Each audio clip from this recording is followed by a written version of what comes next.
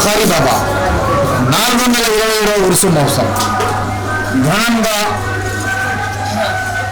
ఈరోజు ఏదైతే గంధం ఊరేగింపు తాజ్ హోటల్ ఫరీద్ గారి ఇంటి నుండి బయలుదేరి పురోహితులలో కొండపల్లి మున్సిపాలిటీలో ఉన్నటువంటి సాంప్రదాయబద్ధంగా వకీళ్ల మేళతాళంతో కొడపకాండితో గ్రామంతా కూడా సందర్శించి బాబాగారి చాదర్ను మరియు గంధాన్ని తెల్లవారుజామున 4 గంటలకు సమర్పించడం జరుగుతుంది.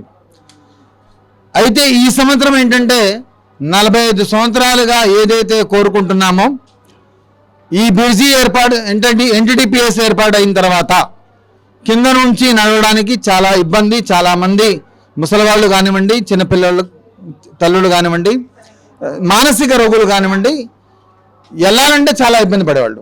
బ్రిడ్జి ఎక్కలేని పరిస్థితుల్లో బ్రిడ్జి అవతల ఉండి స్వయంగా మా నాన్నగారే చాలా సందర్భాల్లో బయట నుంచి దండం పెట్టుకొని ప్రార్థన చేసుకొని వెళ్ళిపోయేవాళ్ళు. ఇవాళ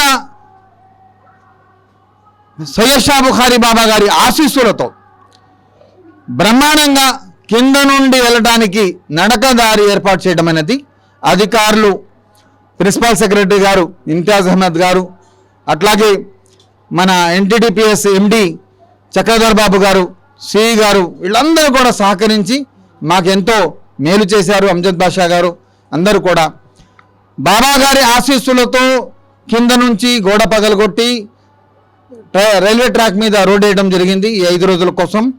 ఈ రోడ్డు ఏదైతే ఉందో అది పర్మనెంట్ రోడ్డు కావాలని చెప్పి మేము ప్రార్థన చేస్తున్నాం.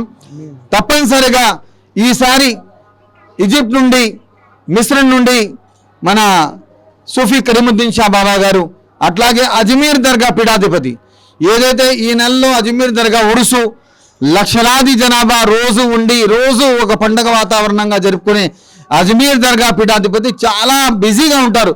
అయినప్పటికీ వారు ఇక్కడికి రావడం అనేది చాలా సంతోషకరం.